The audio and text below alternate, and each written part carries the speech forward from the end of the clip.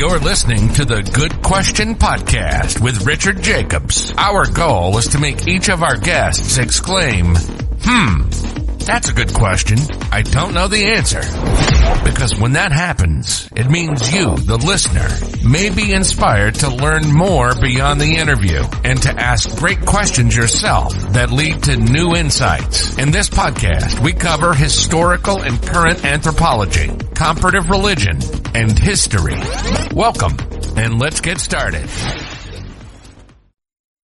Hello, this is Richard Jacobs with the Good Question Podcast. My guest today is Pablos Holman. He's a venture capitalist. He's the managing director of Deep Future. His bio includes, he's been a hacker before, an inventor, technology futurist. His unique ability is to distill complex technological concepts into practical tools. Projects include working on cryptocurrency in the 1990s, AI for stock market trading, building spaceships at Blue Origin with Jeff Bezos, the world's smallest PC, and 3D printers at MakerBot. Very cool. I've heard of just about all these things. So welcome, Pablos. Well, it's great to be here. I'm excited about your podcast and the theme of what you're doing. It's cool. Actually, it was Peter Diamandis' newsletter that inspired me to do it because I remember I was caught up in the whole Trump and Hillary election and it was all negative. I started getting Peter Diamandis' newsletter and it was all future stuff and quantum computing. And so I decided I want to learn more about all the subjects. So I started the podcast and I would, anyone in his newsletter, I would tell my scheduler, see if you can get them. So I interviewed a lot of the Singularity University people. And so it's been great. So yeah, the whole motivation is probably a similar place where maybe yours came from. I don't know. Yeah, super cool. No, that's why I do it too. I'm just trying to pick the brains of the smartest people I can find and see what I can learn. Right on. Yeah, I know it's a tiny bit off topic, but have you ever taken a zero-G flight? I know that Peter Diamandis, with the X Prize and everything, he came up with that. Yeah, he's done that for a long time. They have a whole company that just does that. I've never taken one of the flights. I think it's super cool though. Yeah. Well, tell me about some of your recent work, and we'll also delve into some past work that you're proud of and you think that's really cool. Your pick, either current or past, what project you work on that you think would be great to talk about. Yeah, sure. Well, these days I run a venture fund, so I'm investing in other inventors. And so these are mad scientists or crazy hackers who've come up with some breakthrough technology that we can use to make something in the world, at least 10 times better, sometimes 100 times better. And so we call that deep tech. And that's, a way of thinking about it is it's kind of all the technologies that Silicon Valley doesn't do. They're sort of focused on making iPhone apps and Zoom and Slack and Snapchat and stuff like that. But it leaves a lot of other technologies that get completely ignored by the tech industry. And that's things that could affect energy, food, mining, construction, manufacturing, kind of all the things that humans actually rely on that you can't markedly improve with just software. So we do a lot of them. So we've invested in, I think, 33 companies, but we'll do hundreds. So what are some of the ones that have just super cool ideas that you've invested in that you can talk about that you're really hoping will come to light? Yeah, I'll give you some examples. So one of them that I think is just a great example is we have a team making cargo ships that are autonomous, so they drive themselves across the ocean, don't need a crew, but they're also sailing and they don't need fuel. So this is an industry that is burning $5 out of $6 in the entire industry as fuel, and we don't have a fuel cost. And so it's a way to make shipping a lot cleaner and cheaper and more efficient. And I think that's the kind of thing that isn't hard to believe is possible.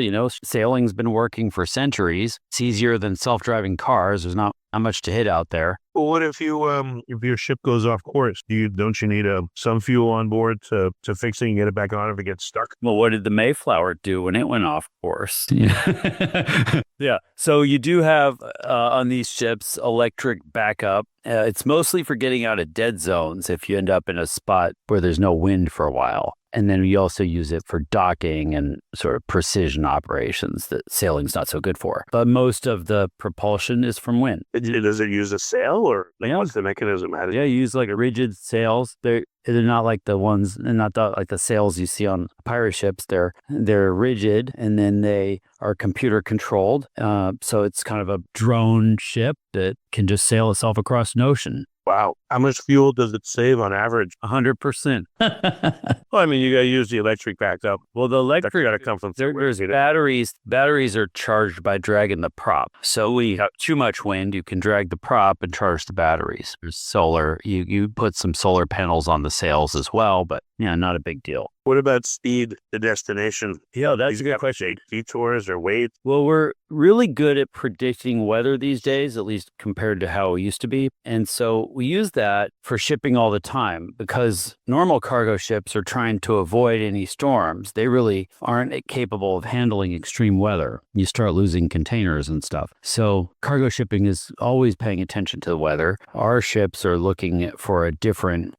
slightly different weather attributes. But what's very interesting is the average from China to Los Angeles is about 50 days, and only 14 of those are on the water. The rest of the time is just waiting at ports, waiting to get access to a port. The ports are all clogged up. And so those 14 days on the water are what take us a little longer, about 30% longer than a typical cargo ship. So your 14 days might become, call it 19 or 20, but, your 50 days become 55. So not a huge difference. And the truth is the maritime emission standards have started kicking in, and they require all cargo ships to reduce emissions by 30%. The only way they can do that is to go slower. So right now, we're not actually going to be slower. That's how that goes. That's amazing. Yeah, it seems like it's one of these things where it's hard to think of any reason why we wouldn't do that. Yeah, yes, you're not going to get far off course because you're always watching, controlling, and all that, and you ride along with the weather. Yeah, it's what sailors have been doing since, time immemorial. What about pirates? Well, that's actually an interesting one. It's a drone ship, so we just have drones on it to, take out the pirates.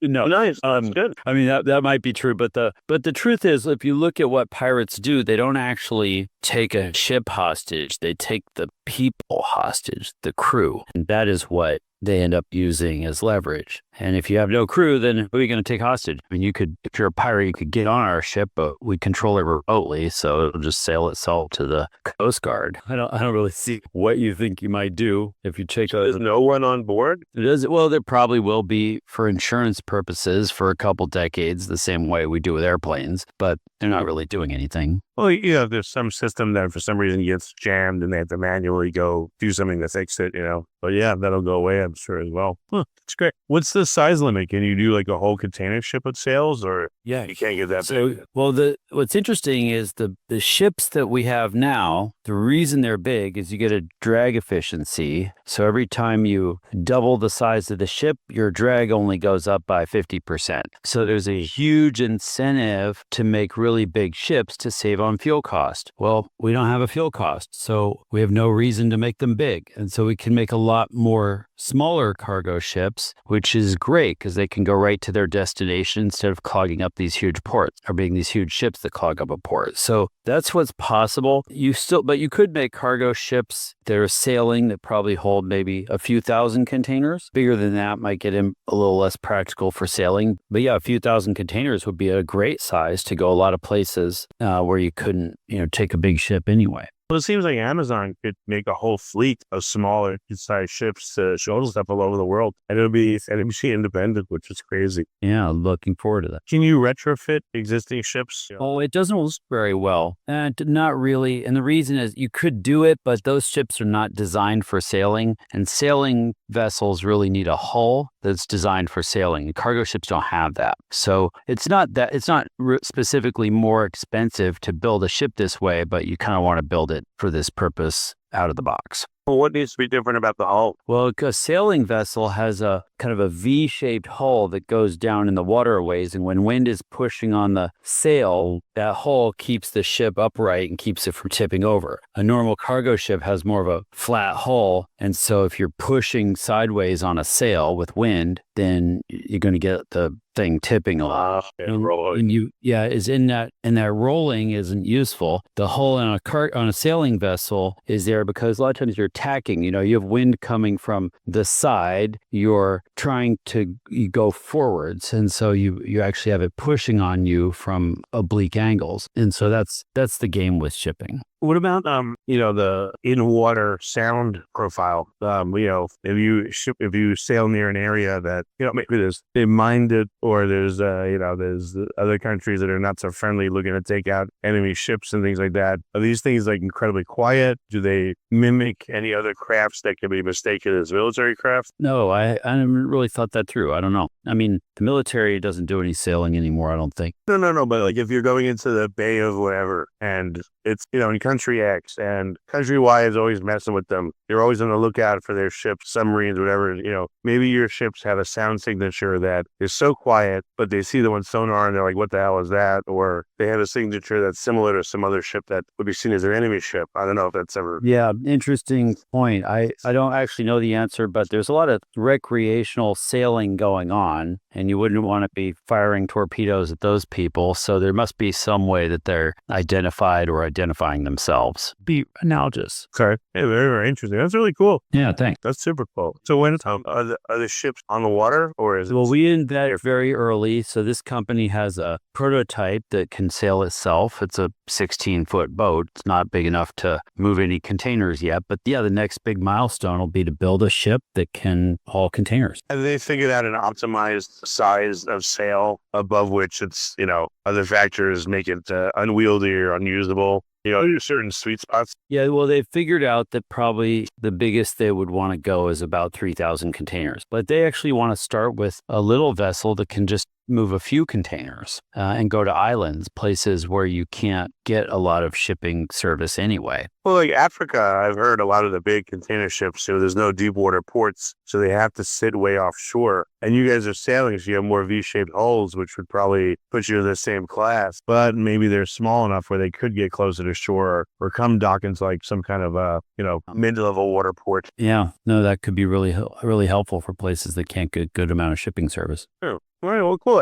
Any other, there's a lot, but any other favorites of yours that are you're very excited to see to come? Sure. I mean, we have a great one right now that we're super excited about, a team that's figured out how to produce carbon nanotubes that are super long. So you've probably heard of carbon nanotubes for decades, but they have been mostly useless because all anyone can do is produce carbon nanotubes that are like dust. And these are the strongest, lightest structures that humans know how to make. And so this team has figured out how to make super long nanotubes. So they're making tape and ropes and wires and honeycomb panels. You could think of this as like carbon fiber, but 100 times better. They're stronger than steel. They're lighter than carbon fiber. Everything will get made this way eventually. So, not just skis and tennis rackets and sports equipment, but eventually you'll replace rebar with this stuff. It's the most high performance material in the world. So what kind of things is this company making right now that's really cool and reduced? Yeah, they're just starting to get production going so that they can produce this stuff. But yeah, almost anything that has a high performance requirement where strength or weight or both matter, this is the material of the future for you.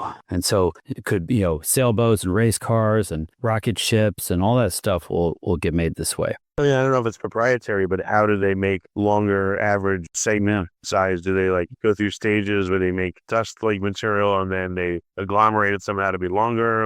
How does that work? So when you make materials like a plastic, for example, you extrude it out of actually most plastics are made from something like natural gas. And what you're doing is trying to get these molecules to stick together as you draw it out of a vat or whatever the gas is in. And there's very specific pressure and temperature requirements and all that kind of stuff to do that. So that's how we make a lot of plastics and other materials. Carbon nanotubes are being made from methane. Methane is mostly carbon and a little bit of hydrogen. And so they are able to crack the methane and then get the carbon molecules to form themselves into nanotubes as they draw it out. So they control the length and make arbitrary lengths? Yeah. Yeah, they can make them very super long, ultra long. We don't have any other way of doing that anybody knows of. Not at any scale. I guess you could piece them together one atom at a time in a microscope or something. But right, very interesting. So what what are some like really long length applications versus, let's say, mid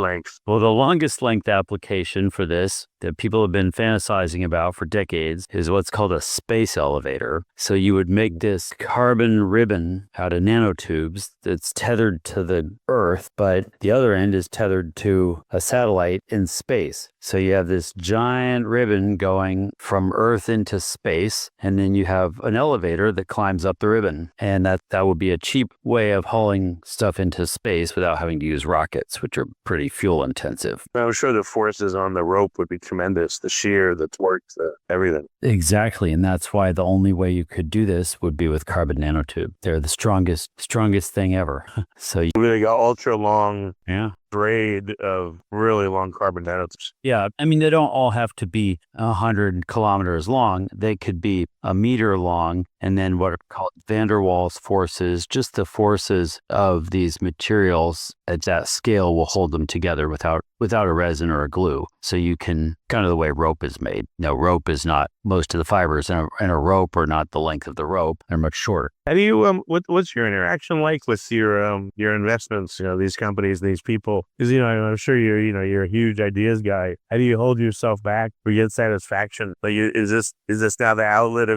I would think you're constantly thinking, that's what I guess, and all these ideas coming out of you. That's probably true. But the thing we do is actually very unique because we're usually the first investor for these kinds of things because we're focused on investing in technologies, and most of the investment community can't really do that. They're sort of focused on some kind of financial or performance metrics. They need to see a spreadsheet or something, customers and revenue and all that kind of stuff. And we're investing much before any of that exists. So we have to actually go in, understand the technologies and learn about them and figure out if we think there's a, potential to commercialize this in a reasonable time frame and believe that it can have a significant impact. So that is fun for me. I love doing that. And we get to do that with lots and lots of these kinds of breakthroughs. And then, for some of them, we can invest and help get them going. Pretty cool. And who would be the next stage of investment? Is it you all guys or someone else? Usually what our companies need to do is attract a seed stage investor. So we're kind of a pre-seed investor. That's usually the first one. A seed stage investor might not be the first investor, but they would be the one that I just described. They'd be looking to see a little bit more progress. The team is more complete. There's a spreadsheet, a deck, but there might also be a patent. There's a prototype working. These kinds of things are a little further along. And then a seed investor doesn't do as many deals as I would do, but they will do a few, invest in a couple companies a year. They'll focus on an industry or a couple industries, and they'll be a little more operational and helpful, and kind of ride along and work with the founders to get them off the ground and get them to a point where they can get their first customer, and get through the process of commercializing the technology and attract the first customer and get that online. Then once you get to that milestone, then you raise what's called the Series A round, and that's really the first big investors coming in to grow something. They've seen it all working. There's no more technical risk. We know it worked. We know there's customers that want to pay for service of whatever it is. And then you can invest a lot of money to grow it. And so those are the kinds of investors that come in the stages down the road for our companies.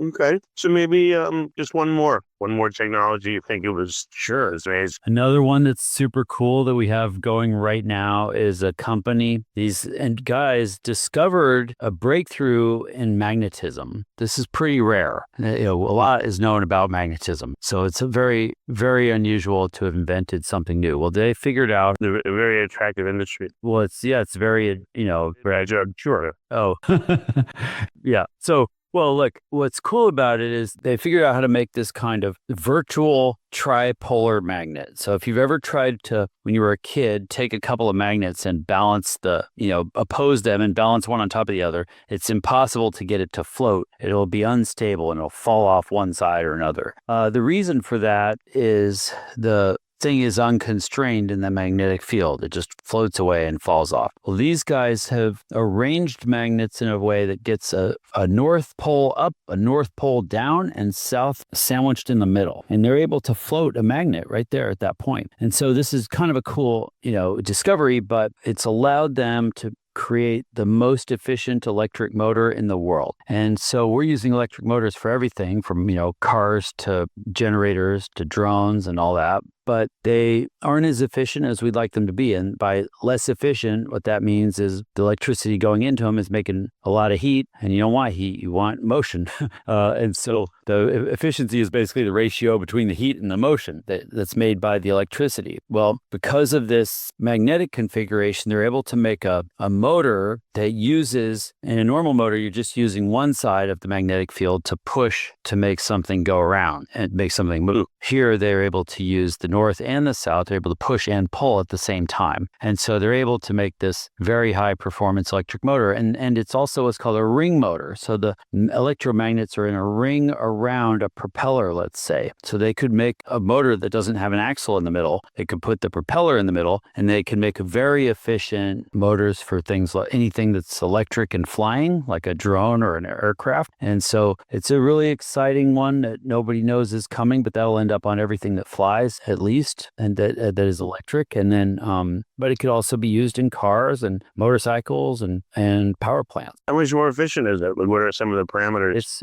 I believe that they're currently able to show 97% efficiency. Most of the motors deployed are kind of in the 60 range, 60%. The world records are in the low 90s. And so this one is by far and away the most efficient motor. And that just, and you might care for the reason of increasing range on a drone. We give you, if you're building a drone, you're going to get more range out of this motor, or you might want to go faster or whatever, get more thrust. I mean, we can do all those things without adding weight and using as much electricity as other motors. What about sensing devices? The position of the magnet is X, and if there's something else produces even like a tiny magnetic or electric field, maybe that displaces the hovering magnet just enough where it totally. And there are cases like that, like a microphone is a good example of that. So we could make microphones have less distortion because they don't have a physical connection.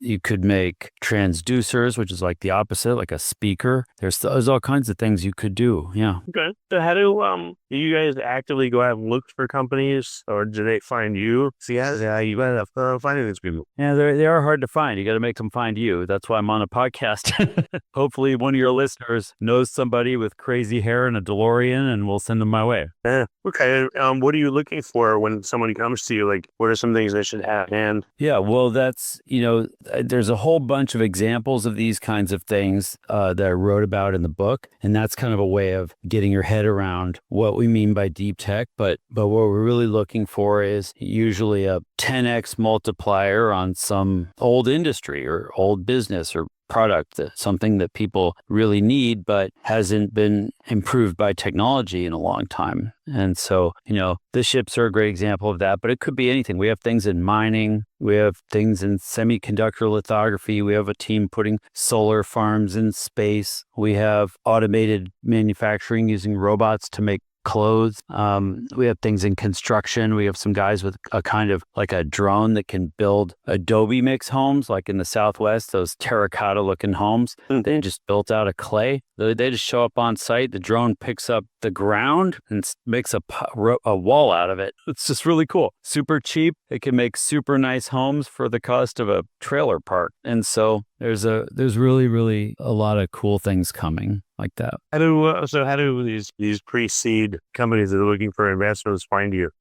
Should they read the book first? Should they just read? They'll read the book. Yeah, I mean, a lot of the people working in these kinds of technologies, a lot of them know me just because I have been working on these things for a long time. But yeah, the book is it's a fun book. People really love it, and it'll help you see and get excited about a lot of things that are coming. But I have a podcast called Deep Future as well. And so that's a good way to learn about different technologies that are coming. The email list, we always try to email out a very short, easy to get excited about description of what each of the technologies we invest in is doing. So that's a great way to get your head around things that are coming. And then, folks who have real high-tech breakthroughs and think we might be able to help, you're welcome to just email me and we'll try to help. Okay, very good. And the name of your book again, so people can get it on Amazon? Yeah, it's called Deep Future. It's on Amazon. It's, I think, #1 in like 14 categories right now for technology and startups and venture capital and those things. So it's working out. Okay, so people should look up Pablos Holman, Holman. Thanks, that'd be great. Pablos, thanks so much for coming on, and you got a very cool job to see all these things. So I envy you. Well, it's still, yeah, I agree with you. It is a cool job, but I'm loving it and we're trying to make the most of it. Excellent. If you like this podcast, please click the link in the description to subscribe and review us on iTunes. Thank you for listening to the Good Question Podcast. Please email support@thegoodquestionpodcast.com if you have any referrals to great guests for us to interview. Visit thegoodquestionpodcast.com to hear more interviews. And please help us spread the word by rating and reviewing us on Apple Podcasts, iTunes, Spotify, YouTube, or wherever you listen to this podcast.